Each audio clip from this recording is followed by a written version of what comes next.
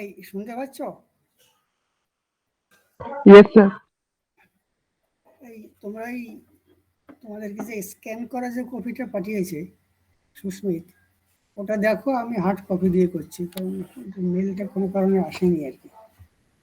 তো আমি প্রথম থেকে একবার রিপিট করে যাচ্ছি। যেখানটায় লেখা আছে দেখো, প্রবলেমের একদম শেষে আমি প্রথমে আছি স্পেসিফিকেশান 1 to 7, লাস্ট পয়েন্টটা আছে 7, transformer is oil cooled with radiator.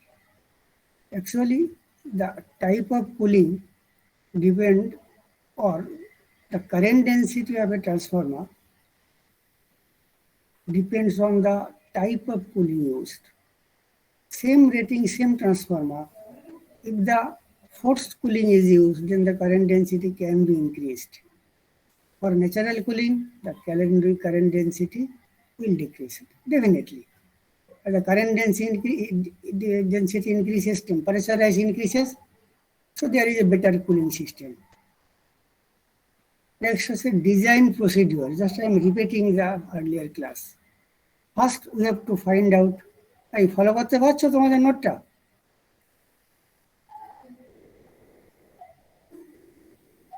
Hello, এই শুনতে পাচ্ছো? Yes, sir. বলছি নোটটা কি ফলো করতে পারছো? তোমাদের যেটা পাঠিয়েছি আর কি, আমি যেগুলো বলছি আর কি। হ্যাঁ স্যার। হ্যাঁ, তাহলে ফার্স্ট আছে দেখো design procedure. First was a primary and secondary current. We have to find out the primary and secondary current. This is our first one. The RMS value of secondary current, because the specification given on the transformer, voltage, KVA current, especially voltage and current are in RMS value. So RMS value of secondary current IS equal to simply secondary KVS by secondary KVA by secondary voltage. S stand for secondary. Our KVA is 50 divided by 6, 8.33 amps.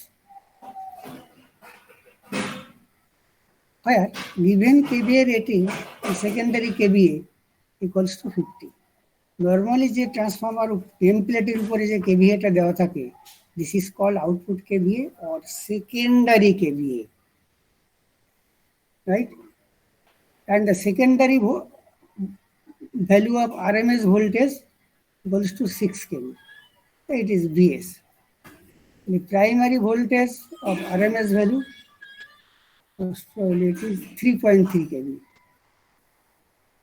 So reflected value of primary current equals to VS IS divided by VP. This IP prime is basically, in the last class I have drawn a phasor diagram. ওই নিচে যে V2 কে I2 lag করছিল আর equal and opposite করে উল্টো দিকে বাড়ালে যেটা হয়, that is the load component of primary current.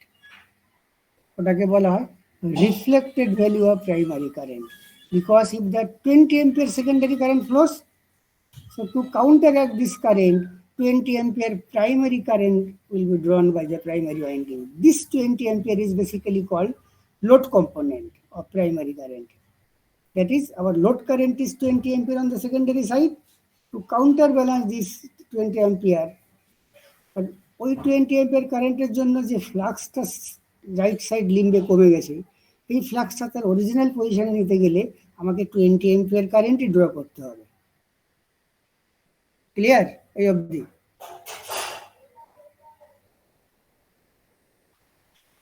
এই তোমরা একটু রেসপন্ড করো, নাহলে আমি বুঝবো কি করে। Yes sir.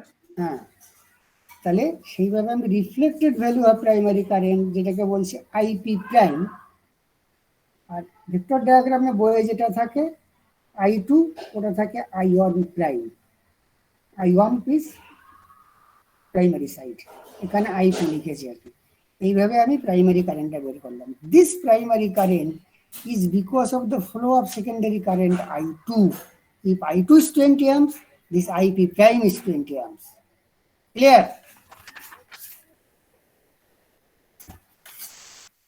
Yes, sir. But primary current is not only the load component of current, it has exciting current, which we have neglected for deriving the relation VPIP equals to VSIS. So we have to taken care of the effect of exciting current. Here the next is number 2.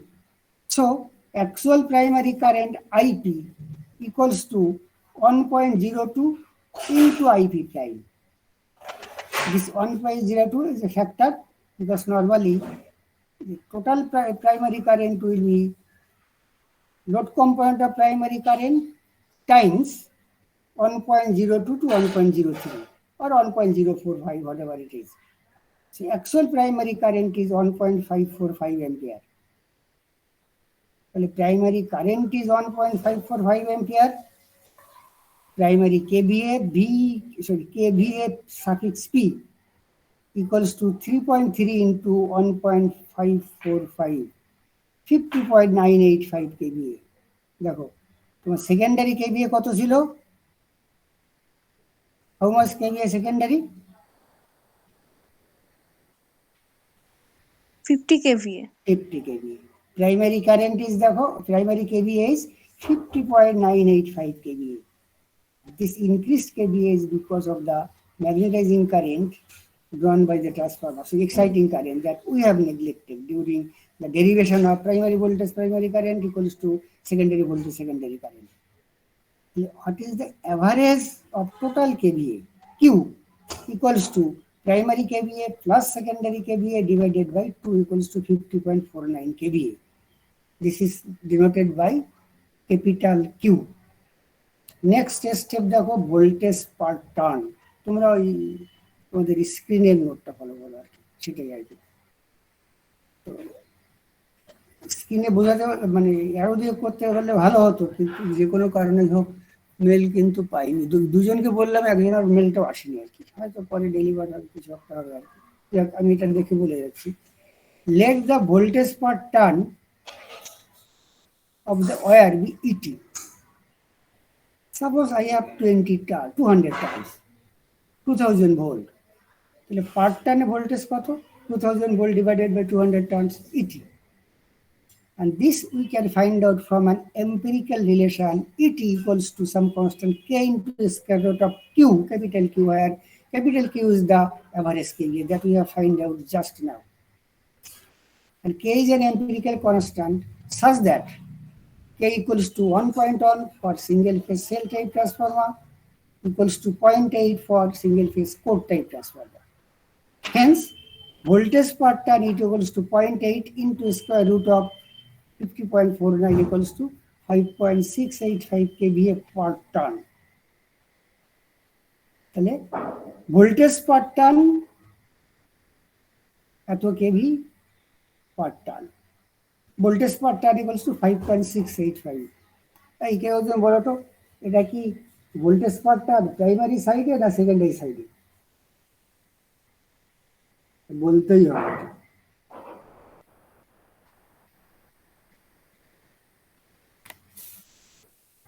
Ananda,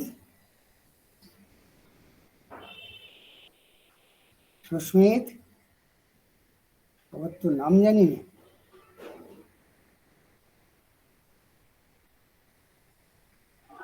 sir ডাকছিলেন? হ্যাঁ, বলছি যে আমার কোশ্চেনটা শুনতে পেরেছো? Sir আরেকবার repeat করবেন? হ্যাঁ, কোশ্চেনটা হচ্ছে যে আমি আলটিমেটলি ই সাফিক্স টি, ওটাকে বলছি voltage per turn equals to K into root Q, সেটা আমি পেয়ে গেছি 5.685 কেভি পার টার্নে, এত কেভি রয়েছে। এইটে প্রাইমারি সাইডের না সেকেন্ডারি সাইডের ভোল্টেজ পার টার্ন? প্রাইমারি সাইডের না সেকেন্ডারি সাইডের? এটা মনে হচ্ছে প্রাইমারি সাইডে। মনে হচ্ছে প্রাইমারি। বাকি স্যার দুটো সাইডেরই তো সেম হবে, প্রাইমারি সেকেন্ডারি। একদম তাই, voltage per turn is same for both primary side and secondary side. ও হ্যাঁ স্যার, হ্যাঁ। তার জন্য প্রাইমারি সাইডে যদি ভোল্টেজ টার্ন কম হয়, ভোল্টেজ কম হয়, সেকেন্ডারি সাইড টার্নস বেশি হলে ভোল্টেজ বেশি হয়। high voltage side has always larger number of turns. তার মানে voltage per turn, this is the basic of transformer. এটুকু না বুঝলে সেই আইনস্টাইনের সেই ডেফিনেশনটাই কাটবে না। তাহলে একদম ভোল্টেজ পার টার্ন বেশি বলে লো ভোল্টেজে অল্প টার্ন দেওয়া হয়, রাইট? আর হাই ভোল্টেজে বেশি টার্ন দেওয়া হয়। বেশি টার্ন দিলে রেজিস্ট্যান্সও বেড়ে যায়, হাই ভোল্টেজ সাইডে যেহেতু কারেন্টটা কম। ক্লিয়ার? অথবা উল্টোভাবে বলা যায়, হাই ভোল্টেজ সাইডে রেজিস্ট্যান্স বেশি বলে কারেন্টটা কম। ক্লিয়ার তো? নেক্সট হচ্ছে design of core. Net area of the core is consider A suffix I. এটা হচ্ছে net area of the core. What is net area? মানে আমি যে কোর একটার পর একটা লেয়ার সাজিয়েছি, লেমিনেট করেছি, প্রত্যেকটাই লেমিনেশন ইজ ইনসুলেটেড, তাহলে ইনসুলেশন পোর্শন বাদ দিয়ে যে লেন্থটুকু হয়, মানে গ্রস লেন্থ, টোটাল লেন্থ যদি 10 সেন্টিমিটার হয় আর তার মধ্যে 0.5 সেন্টিমিটার যদি ইনসুলেশনের জন্য গিয়ে থাকে, তাহলে নেট লেন্থ হচ্ছে 9.5 সেন্টিমিটার। ওই জায়গাটাতে শুধু আয়রন রয়েছে, ওই জায়গাটাতে শুধু আয়রন রয়েছে, রাইট? সেটাকে আমি নেটটাকে বলছি ইআই। দেন phi m is taken as the flux through it. ওই নেট কোর দিয়ে, কোর এরিয়া দিয়ে ফ্লাক্স আসছে phi m. So the flux density Bm equals to phi m by ai. সেখান থেকে আমি এরিয়া অফ দ্য কোর বের করে রেখেছি, phi m by bm. phi m টা একটা এম্পিরিক্যাল রিলেশন আছে যে flux can be expressed as, transformer basic relation থেকে আছে, যে ইটি into 10 to the power 4 divided by some constant k into f. তাহলে ওখানে আছে phi by bm, phi এর জায়গায় বসালে et into 10 to the power 4 divided by r into f, R bm তো নিচে রয়েছে। এই কেটা 4.44 for square wave, sorry for sine wave voltage, and শুধু 4 ফর স্কোয়ার ওয়েভ। কিন্তু আমরা যেহেতু সবই সাইন ওয়েভে ডিজাইন করেছি, তাহলে আমাদের ক্ষেত্রে ওই কেটা হবে 4.44।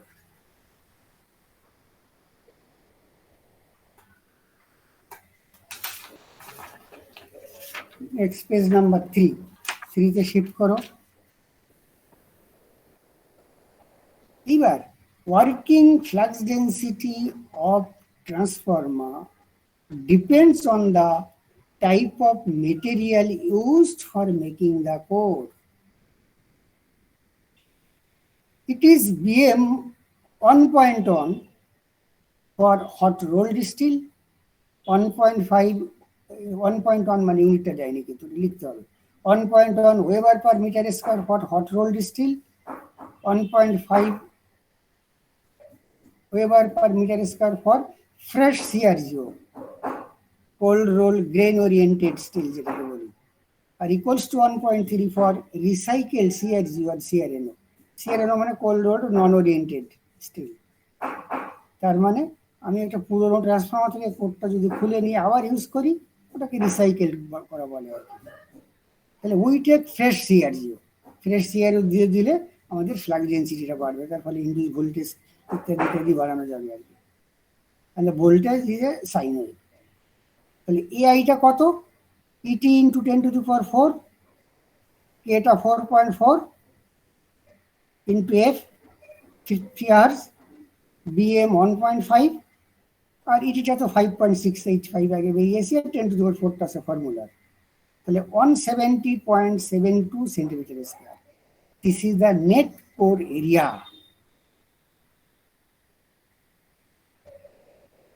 এই যারা যারা ক্লাস করছো প্রত্যেকে শুনতে পাচ্ছ তো? Yes sir. Yes, sir. ওকে ওকে, বুঝতে অসুবিধা হলে বলো, আমি বুঝবো কি করে। তাহলে যেহেতু আমি নেট আয়রন এরিয়াটা পেয়েছি, যার মধ্যে দিয়ে আমরা ফ্লাক্স ডেন্সিটি ক্যালকুলেট করি আর কি, তাহলে গ্রস এরিয়া কত, গ্রস মানে পুরোটা কতটা, তার মানে length of the iron core plus length of the insulation, total মিললে পারো total length. Similarly, width of the iron core plus insulation.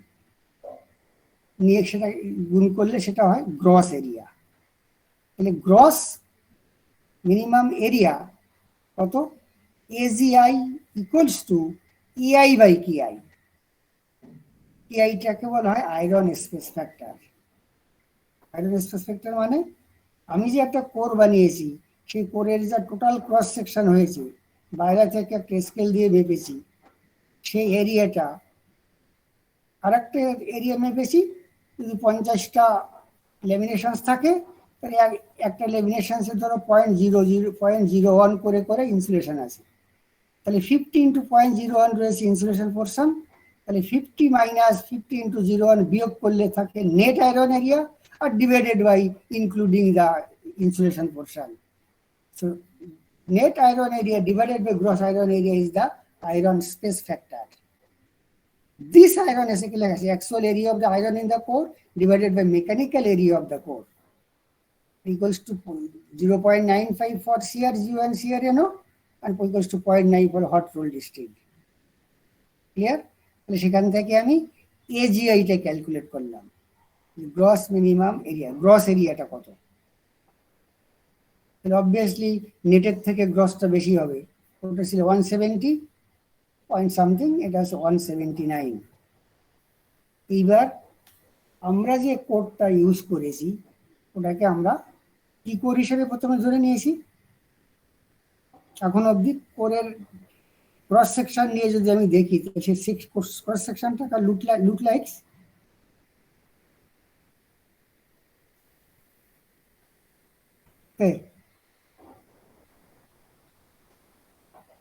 এই জন্যই বোর্ড না হলে, ক্লাসরুম না হলে হয় আমি একদিকে তোমরা একদিকে, মানে আমি কি বলছি তোমরা ওদিকে কি বলছো, আসলে মুখ থেকে আমরা বুঝি। ক্লাস নিতে নিতে স্টুডেন্টদের মুখের দিকে তাকালে মোটামুটি বোঝা যায় কি বুঝতে পারছো। অ্যাটলিস্ট 100% না হলেও মেজরিটি ক্লাস বুঝতে পারছি কিনা বোঝা যায়। কারণ তোমরা ওদিক দিয়ে বুঝতে বলবে, বুঝতে না পারলে। যে এরিয়াটা বের করেছি সেই এরিয়ার ক্রস সেকশনটা কি, সার্কেল, রেক্টাঙ্গেল, স্কোয়ার না অন্য কিছু?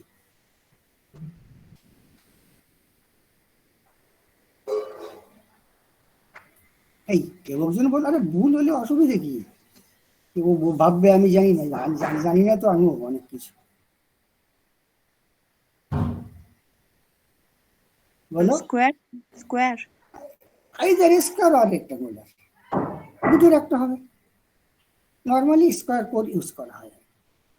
এইবার দেখো স্কোয়ার ডাইমেনশনে রেক্টাঙ্গুলারও হতে পারে আর কি।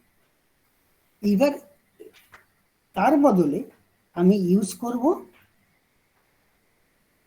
স্টেপ কোর, মানে ওইটাকে কেটে কেটে স্টেপ করবো। এখন স্টেপ কোডটা 3 ডাইমেনশনে একটু না দেখাতে পারলে বোঝা মুশকিল। আসলে তোমাদের সিচুয়েশনটা ভালো না, কারণ আমি এক আধবার নিয়ে গেছি আর কি।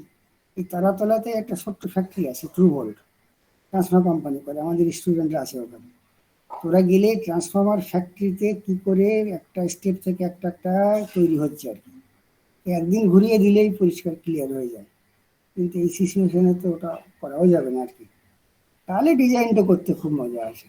মুখে বলছি স্টেপ, তখন তোমার মেমোরিতে পড়ে যাবে, হ্যাঁ ওইটাকে স্টেপ দেখেছিলাম। এনি হোক, সেটা যেহেতু হচ্ছে না, স্টেপ কোর মানে মানে সিঁড়ির মতো ধাপে ধাপে আর কি উঠেছে আর কি। মানে তুমি যদি স্কোয়ার বা রেক্টাঙ্গল ভাববে, তাহলে একটা সোজা স্ট্রেট লাইন দিতে থামের মতো আর কি, পোস্টের মতো। সেটাকে কেটে কেটে কিছুটা করে মেটেরিয়াল ফেলে দিয়েছে। কোন জায়গায় মেটেরিয়াল? ওই দেখো তোমাদের এই 3 নম্বর পেজে ওই একদম লাস্টে একটা ছবি আছে না, ওই দেখো 4টে কর্নার থেকে অনেকটা করে মেটেরিয়াল কেটে বাদ দেওয়া হয়েছে। তার মানে ওই স্কোয়ার কোরের ইনিশিয়ালি ছিল হচ্ছে ওই উপরের টপ থেকে বটম, আর বাঁদিকের সাইড থেকে ডান দিকের সাইডে লাস্ট 1 2 3 4 1 2 3 4 5, এখানে 5টা স্টেপ আছে।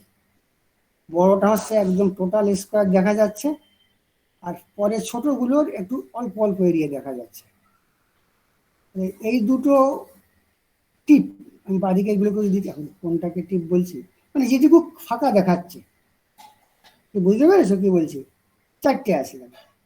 এই একটা এরিয়া যেখানটাতে কিছু নেই মেটেরিয়াল, তার মানে আমি যখন টপের A5টা দেখি যেটা মার্ক করা আছে, আর এখানকার টপের L5কে দেখি ডান দিকে, তাই তাকে যদি আমি একটা কম্পাস দিয়ে একটা জুড়ে দিই সার্কেলের মতো করে, ওই যে জায়গাগুলো দেখো কাটা, এটাকে বলে স্টেপ কোর।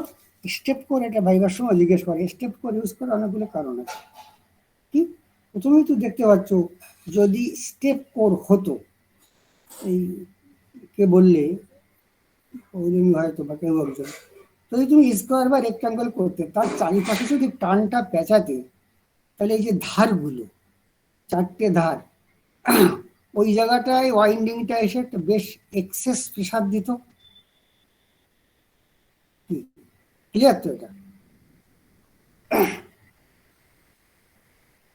হ্যালো, স্যার আরেকবার বলুন। হ্যাঁ বলছি ধরো তুমি একটা স্কোয়ার কোর বানালে বা রেক্টাঙ্গুলার কেক বানালে,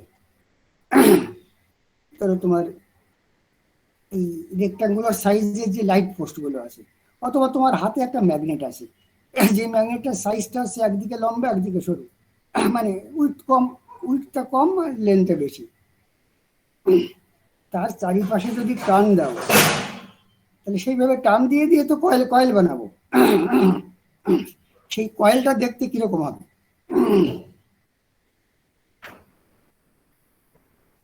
প্রথমে কয়েল তৈরি করা হয়, সেই কয়েলগুলোকে কোরের মধ্যে বসিয়ে দেওয়া হয়। এখন এই কথাটা যদি দেখিয়ে আনতে পারতাম তোমাদের, তাহলে পরিষ্কার হতো স্যার কয়েলটা দেখতে কেমন হয়। কপারের একটা তার প্রথমে উইড বরাবর নিলে, কপারের একটা তার প্রথমে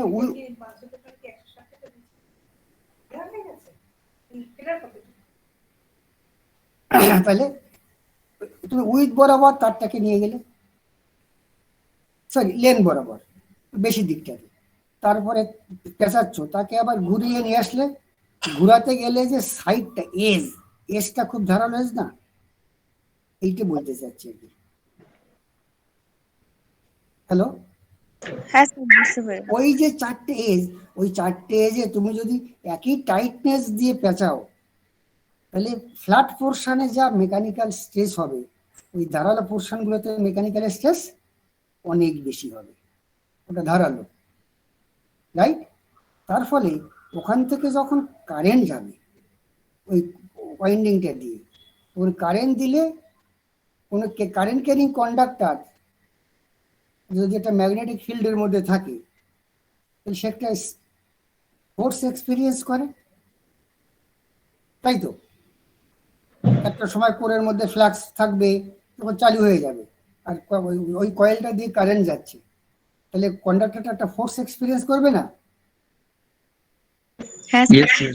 যেটাকে আমরা, তোমরা বোধহয় পড়েছো, এটাকে বোধহয় হুপস স্ট্রেস বলে। ওই স্ট্রেসটা এত বেশি হয় যাতে এই ওয়াইন্ডিং এর ইনসুলেশনটাও কখনো কখনো ড্যামেজ হয়ে যায় যখন হাই কারেন্ট ক্যারি করে। এইবার যদি স্টেপ কোর করা হয়, তাহলে যে ওয়াইন্ডিংটা করা হয়, রাইট? দেখো তুমি তোমার ছবিটার দিকে তাকাও, আমি উপর থেকে ওই A5 মার্ক করতে পারছো টপে ছবিটাতে? Yes sir. A5 এর ওখান থেকে তারটাকে আনলাম,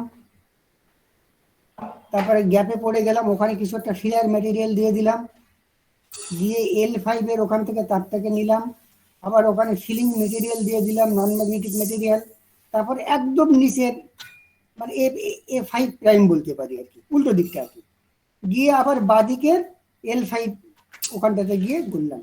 তাহলে এই যে ওয়াইন্ডিংটা অলমোস্ট কি হলো, এই ওয়াইন্ডিং এর শেপটা কিরকম হলো দেখতে?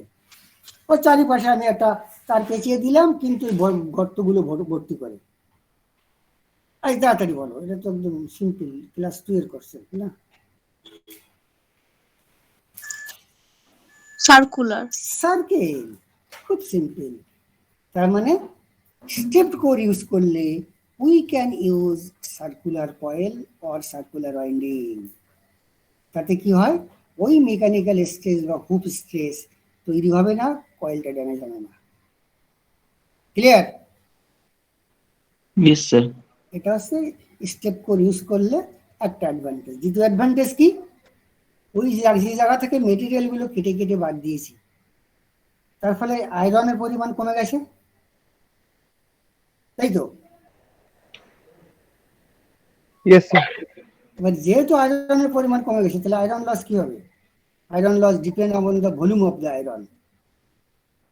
একটা কার্ভ আসে, ওখান থেকে বের করতে হয় যে এত সিসিতে এত লসেস হয়। দেখো শাহানির বইটাতে কার্ভটা দেওয়া আছে। তাহলে ভলিউম যেহেতু কমে গেল, তাহলে কোর লস কমে যাবে, Yes, sir. ট্রান্সফর্মারের এফিসিয়েন্সি বাড়বে। ক্লিয়ার তো? হ্যাঁ স্যার। এরকম আরো অ্যাডভান্টেজ আছে, যেমন ওই রেক্টাঙ্গুলার বা স্কোয়ার ওয়াইন্ডিং ইউজ করলে লিকেজটা বেশি হয়, সার্কুলার ওয়াইন্ডিং এর লিকেজটাও কম হয়, ইউনিফর্মলি কারেন্ট ফ্লো হচ্ছে। তার ফলে লিকেজ রিঅ্যাক্ট্যান্স যে কমে যায় আর কি, মানে প্রাইমারির সঙ্গে সেকেন্ডারির ফ্লাক্স লিঙ্কেজটা বেটার হয়। লিকেজ রিঅ্যাক্ট্যান্স ইন্ডাক্ট্যান্স কমে গেলে কি লাভ হয় বলো তো?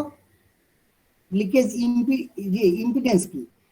ওয়াইন্ডিং এর রেজিস্ট্যান্স স্কয়ার প্লাস ওয়াইন্ডিং এর লিকেজ রিঅ্যাক্ট্যান্স স্কয়ার, তার হোল স্কয়ার রুট। আর লিকেজ রিঅ্যাক্ট্যান্স কি আমরা লাস্ট ক্লাসে বুঝেছি কি? Yes sir.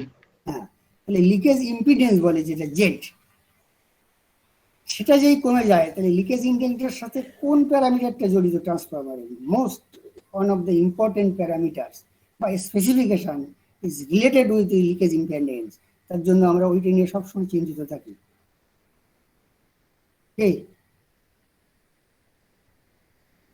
আরে ট্রান্সফরমারটা না, সিঙ্গেল ফেজ ট্রান্সফরমারটা একটু পড়ো, বই দেখেই পড়ো আর কি। তাহলে বেসিক কোশ্চেন যদি কোথাও জিজ্ঞেস করে, না পারলে আমাদেরই বদনাম। লিকেজ ইম্পিডেন্স যত বাড়ে তত তো ওই ওয়াইন্ডিং এর ভোল্টেজ ড্রপটা বাড়ে। এটা কেন বলতে পারলে না? তুমি যখন সেকেন্ডারিটাকে লোড করবে, রাইট, আর প্রাইমারিতে অ্যাপ্লাই করবে, প্রাইমারির বাঁদিকে যা ভোল্টেজ অ্যাপ্লাই করবে, যে কারেন্টটা গেল, তাহলে ওয়াইন্ডিং এর অ্যাক্রসে যেটুকু ম্যাগনেটাইজিং রিঅ্যাক্ট্যান্স, তার অ্যাক্রসে ভোল্টেজ, ইনডিউস ভোল্টেজটা কত হবে? আমার ইকুইভ্যালেন্ট সার্কিটটা মনে করো, R1 X1, তারপর নিচের দিকে নামলো, X1 এর পর থেকে উল্টো দিকে এর মধ্যে যে ভোল্টেজটা ওটা হচ্ছে ইনডিউস ভোল্টেজ, যার অ্যাক্রসে রয়েছে core loss resistance and magnetising reactance. এবার আর এক্স এ যদি ভোল্টেজ ড্রপ বেড়ে যায়, তাহলে ইনডিউস ভোল্টেজ কমে যাবে।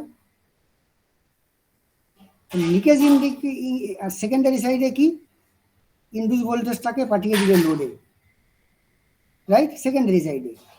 তাহলে লোডে গিয়ে কারেন্ট গেল, তাহলে সেকেন্ডারি যে R2 আর X2 রয়েছে আর কি, সেখান থেকে কারেন্ট গেল, ওখানকার লিকেজ ইম্পিডেন্স বেশি হলে ওখানে বেশি ভোল্টেজ ড্রপ হবে। বাদিকে রয়েছে ইনডিউস ভোল্টেজ, ডান দিকে রয়েছে টার্মিনাল ভোল্টেজ, তাহলে টার্মিনাল ভোল্টেজ কমে যাবে। নো লোড ভোল্টেজ যা ছিল, লোডেড কন্ডিশনে টার্মিনালের একটা ভোল্টেজ কমে যাবে। Is it clear? Yes sir. Voltage regulation কি হবে? খারাপ হবে না ভালো হবে? খারাপ হবে। খারাপ হবে। If the high leakage impedance we have, then we will get poor voltage regulation.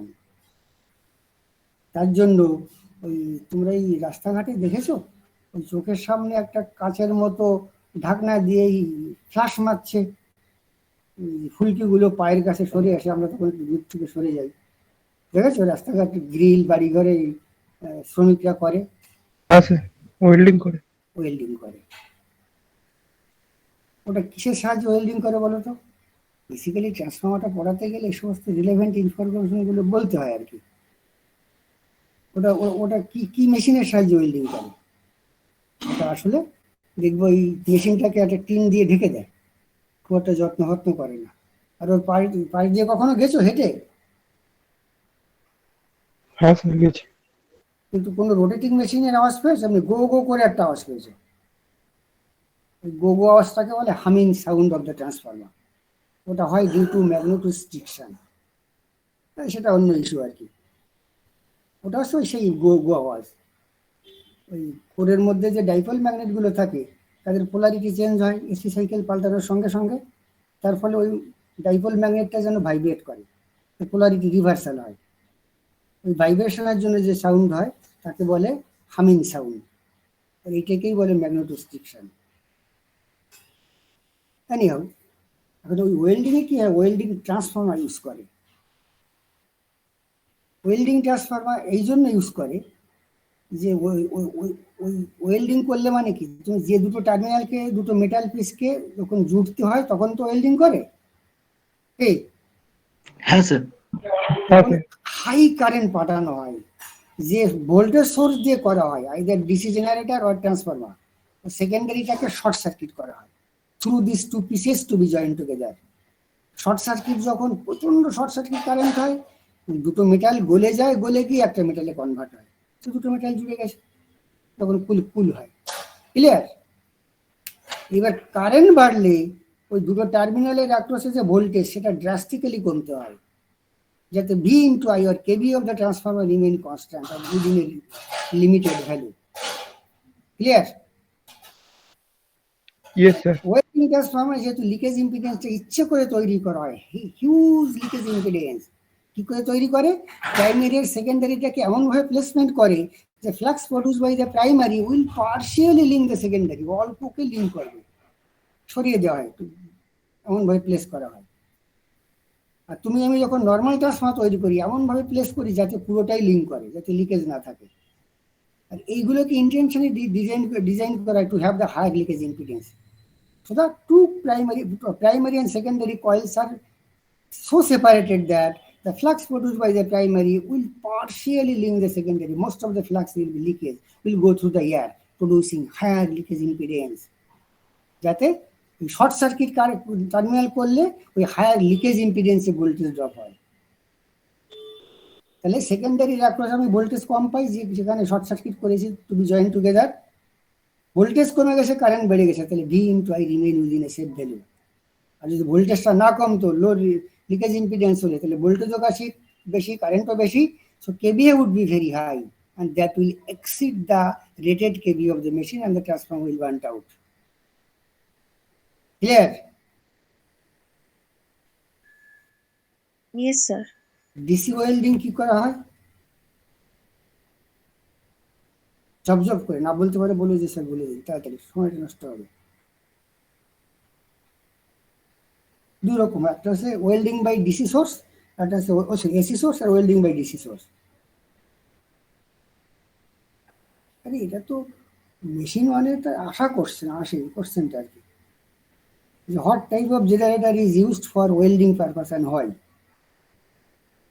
তোমরা ডিফারেন্সিয়ালি কম্পাউন্ড ডিসি জেনারেটর নাম শুনেছো? তোমাদের এসএস পড়িয়েছেন, এসএস তো মোটামুটি আমরা দুজনে একই নোট ফলো করি। একই নোট মানে যাতে এক জিনিস পড়ানো হয়, আমরা আগে ডিসকাস করিনি। তোমাদের এই যেটা আমি পাঠিয়েছি দেখো, এসিয়ান ডিসি মেশিন, ওটা পড়ে দেখো, ওখানটা সব আছে। ডিফারেন্সিয়ালি কম্পাউন্ড ডিসি জেনারেটর যদি লোড হয় তাহলে ভোল্টেজটা কি হয়, টার্মিনাল ভোল্টেজ কমে যায়, ওই ফ্লাক্সটা তো ড্রাস্টিক্যালি। ডিফারেন্সিয়ালি মানে series field will oppose the shunt field flux. হ্যাঁ স্যার। তারপরে ড্রাস্টিক্যালি কমে যায়, কমে গেলে ভোল্টেজটা কমে যায়।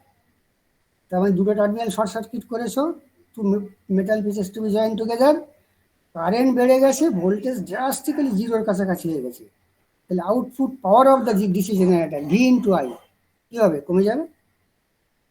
আর যদি ভোল্টেজও বেশি হতো, কারেন্টও বেশি হতো, কিউমুলেটিভলি কম্পাউন্ড ডিসি জেনারেটর, তাহলে V into I বেশি হতো। V into Iটা হচ্ছে কিলোওয়াট আর ওয়াট, ওটা রেটেড ওয়াট বা কিলোওয়াটের এক্সিড করে গিয়ে জেনারেটরটা পড়ে যেত। তার জন্য এমন একটা সোর্স থেকে ওয়েল্ডিং করতে হয় যেখানে কারেন্ট বাড়লে ভোল্টেজ কমবে। এখানে ডিফারেন্সিয়ালি কম্পাউন্ড ডিসি জেনারেটর আর ওয়েল্ডিং ট্রান্সফর্মার, কোনটা দিয়ে ওয়েল্ডিং করলে ওয়েল্ডের যে সারফেসটা স্মুথ হয়, এটা কমন সেন্স লাগবে, ইঞ্জিনিয়ারিং এর দরকার পড়ে না। কোন সোর্সটা দিয়ে, ট্রান্সফর্মার দিয়ে ওয়েল্ডিং করলে ওয়েল্ডের সারফেসটা স্মুথ সারফেস হবে, ধরো কোনো একটা মেডিকেল ইকুইপমেন্ট, তাকে ওয়েল্ডিং করবো, তাকে খুব পলিশ ওয়েল্ডিং হতে হবে, স্মুথ, সেখানে আমি এসি না ডিসি ইউজ করবো। আর কোনো জায়গায় গ্রিল করছি, গ্রিল একটু এবড়ো খেবড়ো হলে কি এসে যায়, যেখানে জয়েন করেছি দেখবো উঁচু উঁচু হয়ে থাকে একটু। তাহলে আমি ভালো সারফেস পেতে গেলে ডিসি করবো না এসি মেশিন দিয়ে করবো তাড়াতাড়ি? আরে এর জন্য তো তোমার ইঞ্জিনিয়ারিং করতে হয় না, কারণ এখন অব্দি যেটুকু জেনেছো যে ডিসি আর এসিটা কি, এই সব করে বলো, তাড়াতাড়ি বলো, আমাকে এগোতে হবে আর কি।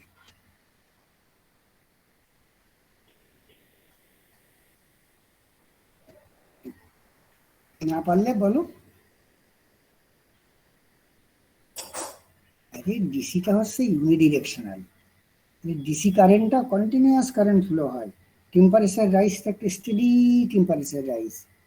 আর এসি হয় zero peak, zero peak, zero peak, তখন জিরো কারেন্ট, তখন zero temperature, peak current, peak temperature. So there is a uneven rise and fall of temperature. তার ফলে ডিসির ক্ষেত্রে মেটালটা যে গলে যায় স্মুথলি গলে আর কি, আর ওখানে ফ্লাকচুয়েটিং টেম্পারেচার দিয়ে গলে, কখনো একটু বেশি গললো, কখনো একটু কম গললো। তার ফলে ওয়েল্ডেড সারফেসটা রাফ হয় এসি দিয়ে করলে। তার জন্য বোঝায় quality of welding by DC machine is better than the quality of welding by AC machine. কিন্তু DC welding machine is much costlier than the welding transformer. এইবার কোডটাকে করলে তোমরা, যেহেতু আমি তোমাদের ফিজিক্যালি দেখাতে পারিনি, তো সেই জন্য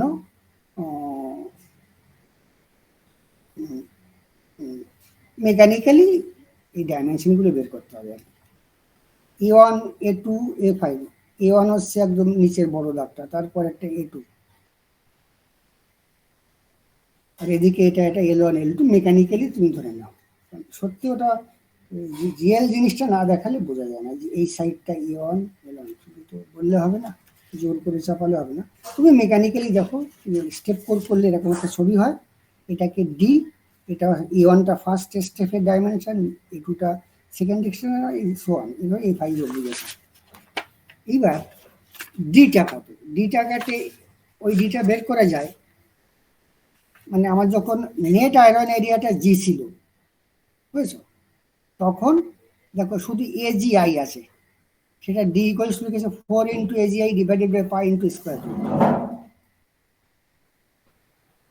ক্লিয়ার? হ্যালো? হ্যাঁ স্যার।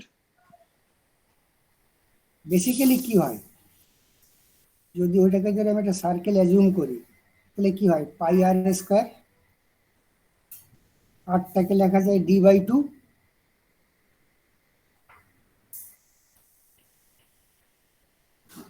D/2 হোল স্কোয়ার, সেখান থেকে ডি স্কোয়ার আসে, দুইটা হয়ে যায় 4, সেখান থেকে ডি বের করলে, এটা খুব সিম্পল আর কি। এই D equals to 4 into AGI, AGI equals to লেখা যায় pi into R square equals to pi into D/2 square. সেখান থেকে আমি ডি সলভ করেছি। ক্লিয়ার? হ্যাঁ স্যার। এটা হচ্ছে নেট আয়রন এরিয়া যখন ছিল। এবার Li is the length and Ai is the area of the ith core. Mechanically বোঝো, কারণ আমি যেহেতু তোমাকে ith কোরটা দেখাতে পারছি না, তো সেটাকে কি করে বোঝাবো আর কি। ফর ফার্স্ট, এইবার এখানে ও 5টা স্টেপ নিয়েছে, তুমি কটা স্টেপ নেবে তার একটা গাইডলাইন্স ওই শিটটাতে দেওয়া আছে মোস্ট প্রবলি। দাঁড়াও একটু ধরো,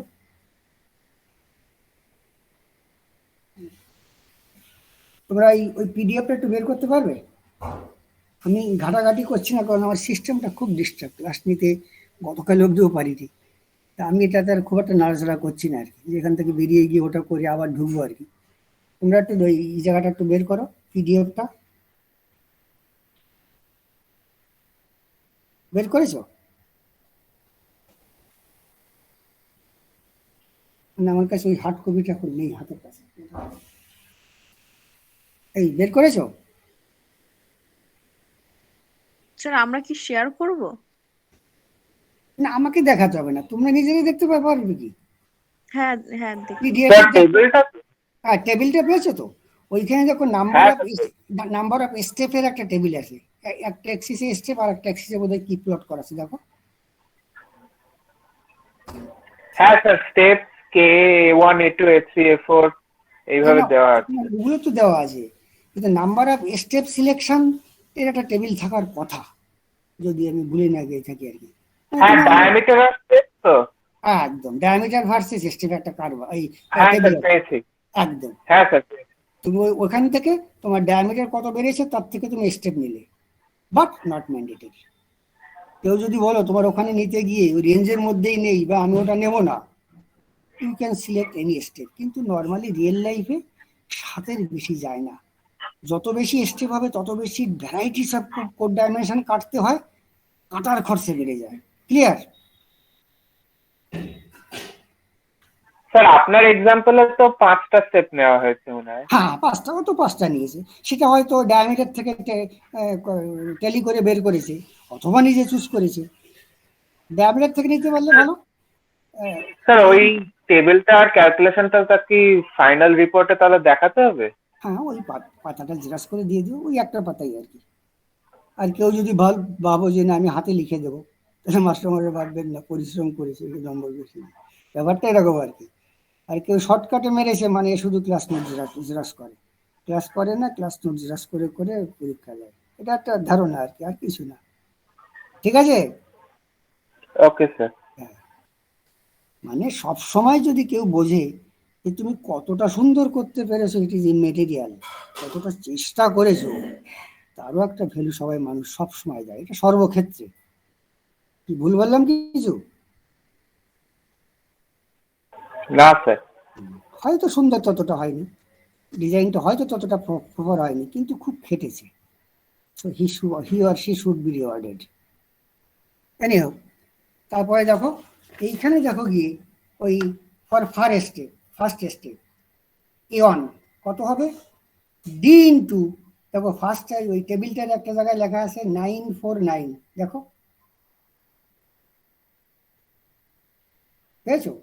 ওটা দেখো ওই 5th স্টেপের করসপন্ডিং কিছু একটা হবে, আমার মনে নেই টেবিলটা।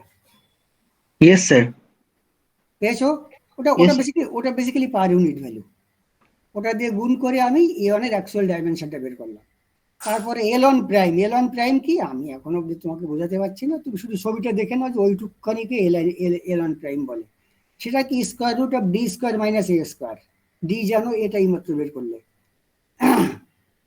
So area of the first step A1 কি হবে? Small a1 into L1 prime. Just mechanically এইভাবে করে যাও, যেহেতু দেখাতে পারছি না আর কি। পরে স্টেপ 2, A2 কত?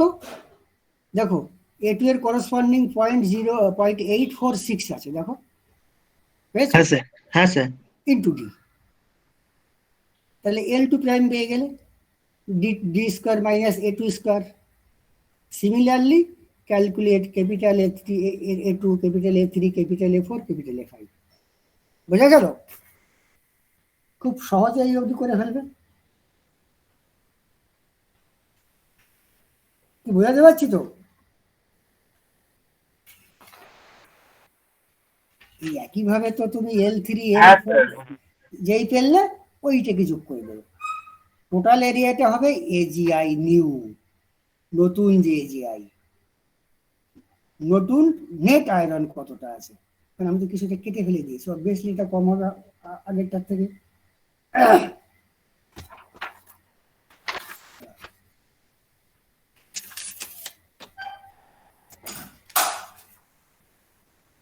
দেখো AGI ছিল 179, আর AGI প্রাইমটা বেরিয়েছে 163। এই যে মেটেরিয়ালটুকু কমে গেল, এর জন্যই কোর লসটা কমে যায়। আর এইগুলো কমে গেল হচ্ছে ওই স্টেপগুলো কাটার জন্য। আর ওই যে টেবিলটা পার ইউনিট দেওয়া আছে, ওটা একটা নিউটন র্যাপসন ইটারেটিভ মেথডে ইকুয়েশন ফর্ম করে করে সলভ করলে ওই টেবিলটা আসে আর কি। তো আমরা তো সেটা করবো না, আমরা ডিজাইনার, আমরা রেডিমেড সফটওয়্যার ইউজ করবো, রেডিমেড জিনিস ইউজ করবো। তাহলে পেয়ে গেলে নিউ AGI। এবার নতুন ডায়ামিটার কত হবে? একই, DI new equals to square root of 4 into AGI new divided by pi। তাহলে AI new কত হবে? AGI new by into KI আগের মতো। তাহলে BM টা কত? BM new কত হলো? 0.65।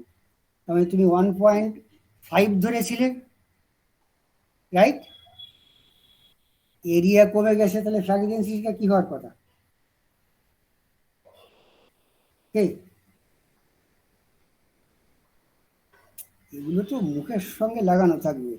এরিয়া কমে গেছে, ফ্ল্যাগ ডেন্সিটি কি হবে? উফ,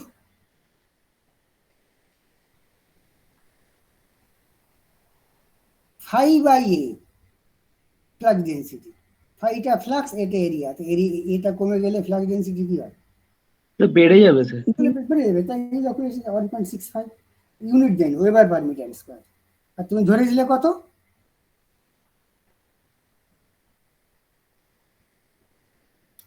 কত ধরেছিলে?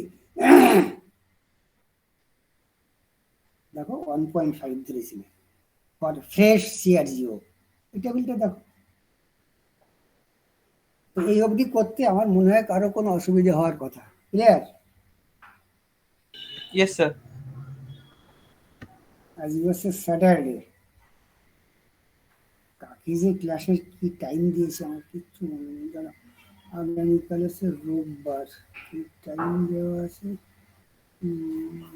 কালকে 11টার সময় বসি, তাহলে আমরা আবার বেশি যেটুক করে হয়, খুব বেশি করতে গেলে তোমাদের আবার গুলিয়ে যাবে আর কি। তাহলে কালকে 11টার সময় বসবো, কোনো প্রবলেম নেই তো?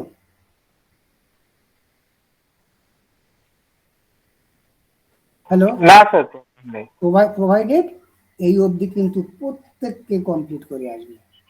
ডিজাইনটা হচ্ছে কি হচ্ছে না তুমি তো বুঝতে পারবে যে আমার আইনের আয়রনটা কমে গেছে, সুতরাং যে ফ্ল্যাগ ডেন্সিটি আমি চুজ করেছিলাম সেখানে কিছু একটা গন্ডগোল হয়েছে যদি না এটা মেলে।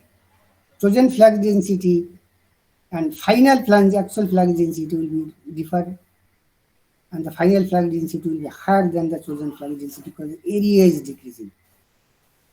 সবাই এই অবধি করো, এই অবধি করে একদম কমপ্লিট করে নিয়ে যাবে, দেখবে হয়ে যাবে। এখানে প্রত্যেক ক্লাসে করতে করতেই অনেকটা হয়ে যাবে। তারপরে তো ওটাকে জাস্ট শেয়ার করবে, একটু কারিকর্য করবে, একটা মার্জিন দিলে, ওটা করলে, ছবিগুলো একটু সুন্দর করে আঁকলে।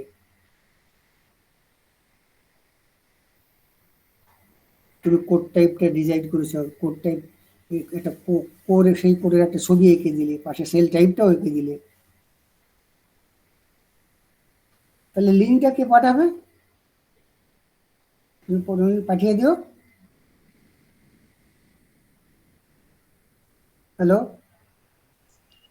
হ্যালো, মানে স্যার পৌলমি মানে বোধহয় ওর মাইক্রোফোনে কিছু একটা প্রবলেম হয়েছে, ঠিক আছে, সেই কারণে। তাহলে তো কেউ একজন পাঠিয়ে দিও, অথবা ও বা অন্য যে শেয়ার আছে আনন্দ বোঝায়, তাই তো? হ্যাঁ হ্যাঁ, আমরা নিজেরা কথা বলে নি, আমাকে 11টার সময় কেউ একজন লিঙ্কটা পাঠিয়ে দিও, ঠিক আছে?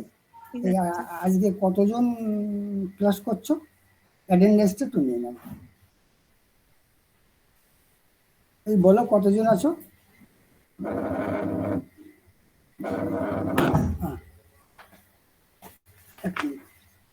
এক মিনিট। হ্যাঁ স্যার, বলছে আমার শেষ হয়ে এসছে আর কি, আর 5 মিনিট লাগবে। এই কি যেন বললাম? হ্যাঁ, কতজন ক্লাস করছো আজকে? 23 25 যাও, যে অ্যাটেন্ডেন্সটা নিয়ে রেখে দাও, আমি পরে নিয়ে নেবো আর কি। কেউ একজন নিয়ে 2জন শেয়ারের একজনকে ফরওয়ার্ড করে দিও, কারা কারা প্রেজেন্ট আছে। আর কালকে তাহলে 11টার সময় আমরা বসছি। কি এখন কি বুঝতে খুব একটা অসুবিধা হচ্ছে? হ্যালো স্যার, এই অবধি তাহলে আজকে আমরা লিখে নেব, আপনি যেটুকু আজকে পড়ালেন। না, লিখে নেবো মানে কি, তোমাকে করতে হবে তো। হ্যাঁ স্যার, মানে ক্যালকুলেশন গুলো। হ্যাঁ, কালকে যখন বসবো তখন এই অবধি সবার করা চাই আর কি। Okay sir. উত্তরটা জেনে এখন কি বোঝা গেল কিভাবে করতে হবে? ডিজাইনটা কি বোঝা যাচ্ছে করা? হ্যাঁ স্যার, বোঝা যাচ্ছে। এখন অফলাইনে তো এটা কথায় কথায় ছবি আঁকতে হয়, সেগুলো তো করতে পারছি না আর কি। তো এটুকু করো, আমরা কালকে তাহলে 11টার সময় বসছি, ঠিক আছে? হ্যাঁ স্যার। দেখো এখানেই হয়ে যাবে, করতে করতেই হয়ে যাবে আর কি, মানে আর বাড়তি আলাদা নিয়ে বসতে হবে না আর কি। ঠিক আছে, তাহলে আমি এখানটা রাখছি, বেরোচ্ছি, বুঝলে? Okay sir. ওকে।